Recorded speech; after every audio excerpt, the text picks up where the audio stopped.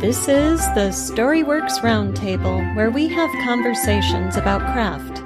Because becoming a successful author begins with writing a great story. Hello and welcome to this week's Storyworks Roundtable. Today, Robert is taking a break from the show, but we are so excited to be joined by Carlee Tressel Alson. Carlee is a writer and editor whose short fiction and essays have appeared in a variety of publications, including Belt Magazine, Vintage Views, From the Edge of the Prairie, and Car Bombs to Cookie Tables, the Youngstown Anthology. That's quite the title. Her book detailing the history of an American steelmaking family and their 100-year-old company will be published later this year. Carlee is a member of the Prairie Writers Guild and lives with her family on a farm in Northwest Indiana. So welcome, Carlee. We're so glad you're here with us. Thank you. Thanks for having me. Our pleasure. Now, a little backstory for people. Recently, we recorded a show on taking emotional risks in your writing with another guest, Dain Edward. And after that show, which was great, and we'll link to it in the show notes. But after that show, Kathryn and I were talking, and we thought we could do more with that topic. So one of the reasons I thought of having Carlee on the show is because she writes both fiction and creative nonfiction. And of course, when you're writing nonfiction, you're telling the truth or dealing with facts in a way that's different than when you write fiction. And Kathryn and I were thinking it would be useful to have that perspective on this topic as well. So, Carlee, welcome. I'm going to turn it over to you and let you take us into the topic. Great. Well, I will admit that when Alida contacted me to talk about taking emotional risks in creative nonfiction, my first impulse was, well, I am not an expert in that. Taking emotional risks is sometimes scary territory. It's something that I grapple with a lot in my writing, especially when it comes to personal essays and memoir. And then as I got thinking about that struggle or that about taking emotional risks in my work, I realized, oh, this is the heart of it. This is what a lot of nonfiction writers and fiction writers, all of us, deal with, taking emotional risks. But where creative nonfiction deviates from fiction, I think, is that we are dealing with things that actually happened and often actual people and the lives of other people, but then also our lives. So I think there's an extra level of vulnerability that a writer can feel when you're mining your own experiences, and it's not going to inform a character or what a character is doing, thinking, saying, but it's trying to craft a story, trying to make art, and necessarily then have some emotional distance from and some control over this thing that actually happened. In many ways, that's really useful. I think that's a really useful tool as a human. I think that's a useful tool for processing things that have happened in our lives. But one of the key things I learned when I was first taking up the craft of writing personal nonfiction or literary nonfiction is it's not just that this thing happened to you or that you want to tell the story of something that really happened. It's you need to make art out of it. And there's a difference between pure confession and journaling, let's say, or working something out on the page and making a text out of it. Right. And I think that applies to fiction as well, where you might have a personal experience that becomes a brilliant story idea, but there has to be that process of translation between experience and story that is the crafting, that is the making of art. So whether you're writing fiction or creative nonfiction, we as writers still have to go through that process of getting it on the page. And I'm really glad you used the word vulnerability when I was thinking about this topic before the show, that was what really stood out to me. I think that taking emotional risk is really about two things. One, going into deep emotional territory with your writing. And two, allowing yourself to be vulnerable. But it's not just feeling the emotions while you're writing. It's really about the relationship the text has with others after it's put out into the world that keeps us in that state of vulnerability. You know, we have to remember we have a relationship with our text. Our readers have a relationship with our text. And through that text, our readers have a relationship with us. And so I think when it comes down to taking emotional risks, it's not just about the process of putting it on the page. It's about the exposure that comes afterwards when it reaches readers. Yes. Yes. And I think a question that often comes up for me is, how will making this text, how will making this piece of writing affect the real people that are in it? Mm-hmm. You know, I know, family, it can be delicate territory and complicated territory for many of us. And yet so many, stories from our lives growing up or our lives, in our things that have happened in the near past, involve people who we care about or people who we cared, past tense, about, people who are in our lives now.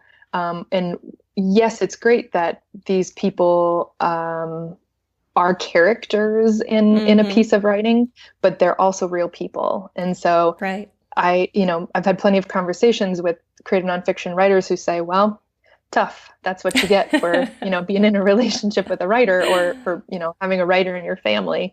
But I personally feel like there's a level of ethics there, or an ethics that needs to be explored, to know when it's appropriate to bring a person's, especially someone who's not you, in details into a story, and when things like creating composite characters or getting the essence of something that happened without then making this person vulnerable by being in your work. Because like you're saying also, Alida, there are people who will know who you're writing about.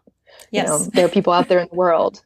So there's a level of careful trotting, I guess, or treading carefully. Right. And I've certainly written fiction where I've included real people from my life. So this doesn't just apply to CNF writers. One story which has been published, The Herd, involved my then partner, and between us we had 3 kids. But, they all read the story and thought it was fun and exciting to be in the story. I have another story unpublished that involves, a character of my child and then that same partner, and it's kind of the breakup story. So it's unpublished. I am sure he would recognize some aspect of himself in that if he ever came across the story. And, I don't know if he would find it flattering or not. This one I didn't particularly write to protect him or to worry about repercussions. And I think we should talk a little bit. You mentioned the ethics of this. When should we protect somebody's ego or somebody's position, in the family or socially, or their feelings? And when should we say, tough luck, you're, a writer? Yeah, that's a tough question. Kathryn, will you take that one? Yeah, Kathryn. Or maybe Aria will. I know, right? I'm over here like, she is not shutting up. Sorry. Yeah. So, no, I do have the thought. I don't mean to put you on. I don't mean to put you on the spot. I'm just joking around. But I don't know if that has a simple answer, of course. But I think one place to start for me has been to think, okay, if I put this essay out there, or if I put this story out there, this work of fiction that clearly draws from or is inspired by things that have have really happened, that a person could recognize, or that the general public would recognize as nonfiction.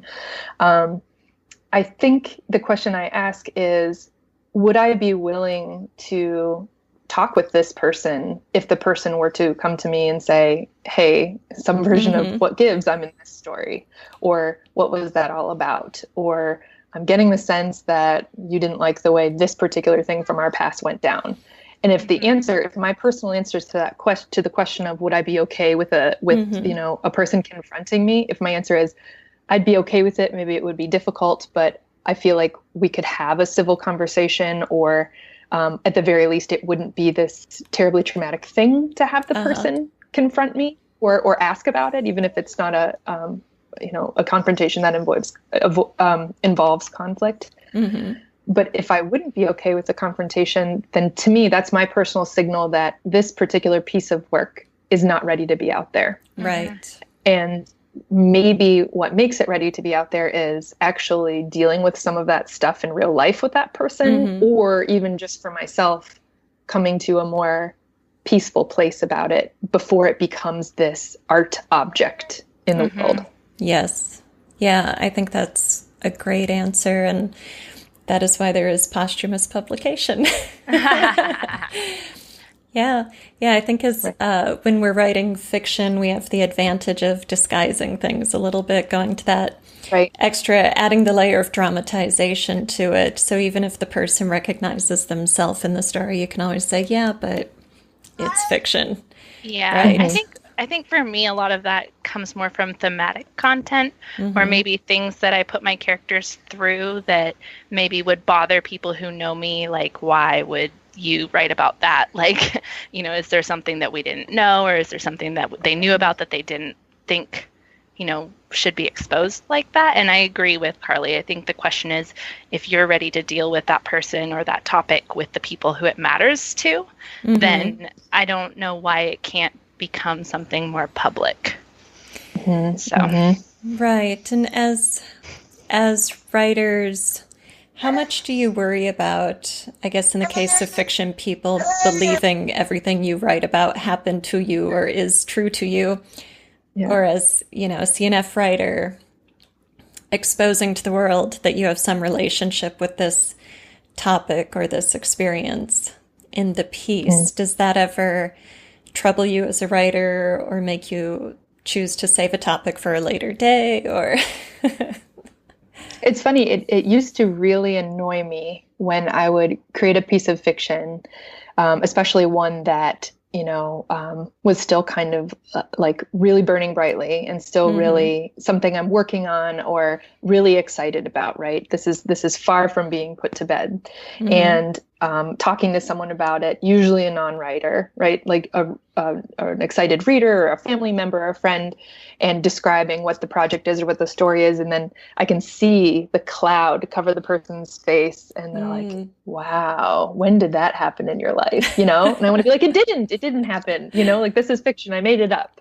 But now I get less annoyed by that, because I think the impulse as a reader and as a human watching other humans is to wonder about like the level of truth, or like, from a marketing standpoint, based on a true story is something that catches the readership's attention often, right? Whether it's really quite fiction, it's definitely squarely in the court of fiction, but you say it's based on a true story, versus, Alida and I were having a conversation over email about the popularity of the memoir as a genre. That it in the last, I don't even think I can put a date on it, but memoirs are a very popular mode of creative nonfiction. And I think part of it is a basic human impulse, to be curious about other people's lives. And I think also readers are exhilarated, whether you're reading fiction or nonfiction or something that's fiction based on a true story, that the possibility that something could have seeds of truth in it is tantalizing. Right. I think it's thrilling, and I don't think that's a bad thing. I just think it's maybe one of those universal appeals. Yeah, absolutely. And I think that is why we are drawn to story. It's the empathetic pull and the desire to experience something vicariously that we couldn't or wouldn't ever want to experience actually. Whether it's positive or negative, we get to go on that emotional roller coaster with the characters in the story, whether it be memoir or novel. Yeah, yeah. And actually related to when I was saying earlier, getting annoyed when people would say, "Oh, well, did that really happen to you?" or "When did that happen to you?" Mm-hmm. I had kind of the tables turned on me when I was getting annoyed that I was always getting the question about this young adult novel I was working on for a long time. And the protagonist had some things that echoed things about my growing up years. Mm-hmm. And I developed this character not at all intending her to be me, but we had some overlap. And then I realized over time, and so some traumatic things happened to this character. And then recently, in the last year, in my own life, in real life, I had the chance to actually start writing about those incidents that happened to the character in a nonfiction way, because I was finally able to recognize that these things, not word for word, right? But some of these themes, some of these things that the character was grappling with were actually things that I could finally admit to grappling with myself as a young person. And so actually transcending genres or even changing genres, going from trying to deal with this emotional territory on some level in a novel form. I didn't quite get at the emotional center like I did when suddenly I was writing an essay, essentially. I was writing an essay in support of another person in real life who was going through something similar. So it took, I think this plays into the emotional risk-taking perfectly in that maybe, the lady doth protest too much, that this is not me, except in this case, in this particular case, there was some piece of me and I wasn't willing to go there or didn't get there writing with fiction. But then nonfiction, also, the process was daunting, but was able to get there and access some of those emotions and unpack them a little bit more through nonfiction. Ultimately, from an art, from creating a piece of art or creating a text, I don't know which is going to see the light of day, truthfully. The nonfiction piece had a very particular audience, and I sent it to the audience it needed to arrive at.